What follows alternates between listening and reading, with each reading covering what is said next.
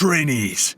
Today, we're going to discuss survival tactics of the SHD-28 Shadowhawk, or as I like to call it. Pressing a button on a small remote, SLDF Sergeant Van Munson activated the projector to display a pilot rocketing away from a burning mech. Eject, eject, eject! There was a slight murmur from the room as prospective mech warriors looked on with confusion. Finally, one spoke up. Sir, why is the lesson plan called? Because eject is what you will do in most situations where the integrity of the Shadowhawk is compromised. The sergeant stated bluntly. If you suffer an armor penetration of the torso, you eject. If you suffer an armor penetration of the legs, you eject. If you suffer a penetration of the cockpit, you eject. Sergeant Van Munson clicked the remote to move on to the next slide. A cutaway diagram of the SHD-2H. This is the Shadowhawk's internals, as you can see here. A bright red laser circled the LRM ammo bin in the right torso. Here. He circled the left torso autocannon bin. And here. A brief point to the center torso and its SRM storage. Are the internal magazines.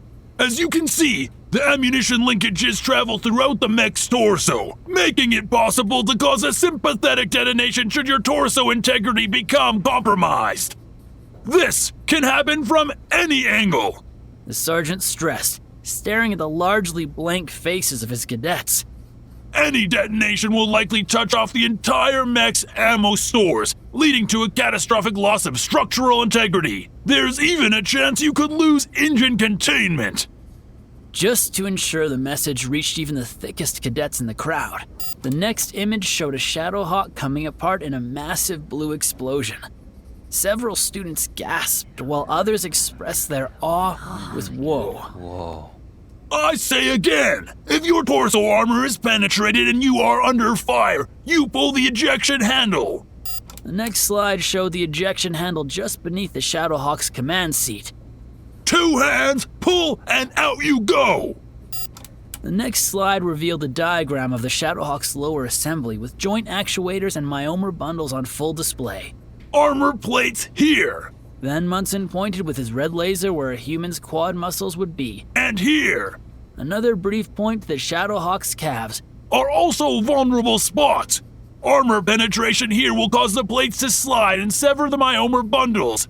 Your leg will essentially go dead, more than likely leading to loss of pilot control.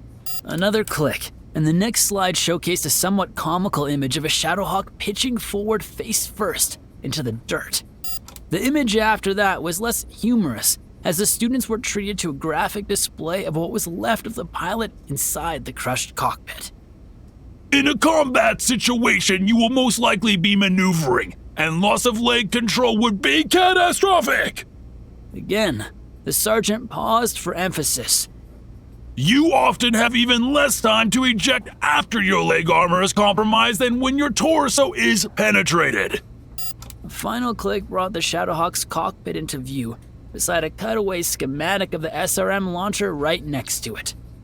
Head penetration is usually a no-brainer for pilots, but a reminder that should you survive decompression, the short-range missile launcher is a bare half-meter away from you. A direct hit could cause waiting missiles to detonate. As with everywhere else, penetration of the cockpit should prompt you to eject.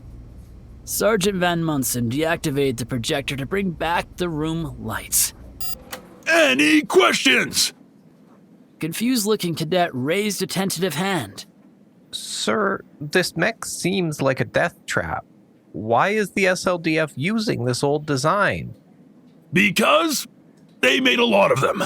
Van Munson said flatly. Any other questions? The same cadet raised his hand again. Sir, can I switch pilot tracks to something safer? Like a locust? No, you cannot! Dismissed!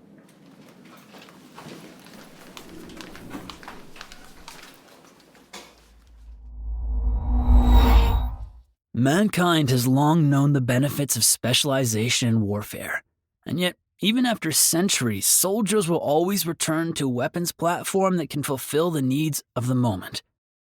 The Shadowhawk is just one such platform, Able to fulfill multiple roles from reconnaissance to fire support, the adaptable Shadowhawk truly exemplifies the old adage, Jack of all trades, master of none.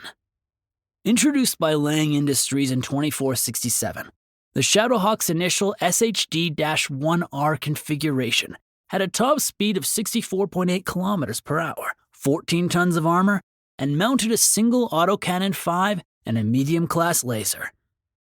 3 jump jets made it one of the most mobile and maneuverable mechs ever designed at the time, a trait that future variants would continue. However, the SHD-1R suffered from a design fault in its armor plating that would sever the mech's leg myomer following severe damage. This fault, as well as improvements to BattleTech technology over the next century, would lead to a mass recall and redesign in 2550 that would later be dubbed the SHD-2H.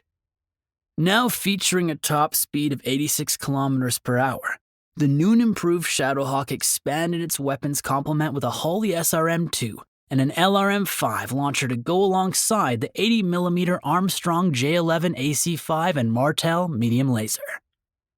Advances in armoring not only solved the fault with the leg plating, but allowed for an overall reduction in armor mass to 9.5 tons, without any reduction in protection. 2 additional heat sinks ensured the Shadowhawk would never overheat even when firing all its weapons while jumping, and combined with the legendary Sparrow 300J life support system, most pilots consider the Shadowhawk to be the most comfortable battle mech ever designed. However, the SHD-2H was not without its faults. With ammunition stored throughout the mech thanks to its varied ammo-dependent weapons, penetration of the torso armor left the Shadowhawk vulnerable to sympathetic detonation. SLDF pilots were trained to use the Shadowhawk's hands to cover any holes in the torso armor, giving a very human-like pose to damaged mechs. If battle damage rendered the Shadowhawk's arms unable to physically cover holes in the torso armor, pilots were instructed to eject lest they lose the machine and their lives to an ammo explosion. Besides its reliance on ammo-dependent weapons, the core complaint against the Shadowhawk was its lack of firepower. Variety gave the Shadowhawk flexibility, but it lacked the stopping power of a Griffin's PPC or a Centurion's Luxor D-Series autocannon. The SLDF Royal Upgrade, introduced in 2752 and designated the SHD-2HB, replaced the Armstrong J11 with an LB-10X autocannon, replaced the missile launchers with Twin Streak SRM-2s, and added a second Martel medium-class laser. It also upgraded the heat sinks to double-strength models and hardened the ammunition bins with case. Endosteel and ferrofibrous armor allowed for the additional equipment without increasing the overall weight of the chassis. Following the fall of the Star League and destruction of Lang Industries' factories, the great houses looked to upgrade their stores of Shadowhawks without the benefit of lost tech. The Davians introduced the SHD-2D in 2796, giving the Shadowhawk a second SRM-2 launcher and an additional ton of SRM ammo at the cost of 5 tons of armor protection, making the mech extremely vulnerable to fire. The Curitans, meanwhile, replaced the medium laser autocannon and SRM launcher with a Donnell PPC and 5 extra heatsinks. Dubbed the Griffin knockoff by Lyran mech warriors, the SHD-2K would go on to be one of the Draconis Combine's more successful Succession War era redesigns. It wasn't until 3048 that the Shadowhawk received a significant and technological upgrade as the SHD-2HB, thanks to the discovery of the Helm Memory Core. Now, produced by Earthworks Incorporated, the SHD-5M first arrived in the year 3048. An extra-light Hermes 275 engine and endosteel chassis allowed for the installation of 2 additional jump jets, a Doombud LRM-20 instead of the LRM-5, a HoverTech Streak SRM-2 in place of the regular launcher, and an Imperator Ultra Autocannon 5 in place of the old Armstrong J11. The medium laser was retained, case protection installed, and the heat sinks upgraded to doubles. The Shadowhawk would continue to proliferate throughout the 31st century and be produced by no fewer than 8 interstellar conglomerates. Some, such as the SHD-5D from Kalon Industries, would radically redesign the visual aesthetic of the Shadowhawk while installing then state-of-the-art weaponry. This particular model would also install a full-head ejection system, further improving both pilot comfort and survivability. The most recent SHD-6D model, also from Kalon Industries, seeks to solve the original's over-reliance on ammunition-based weapons while also defeating modern defensive systems.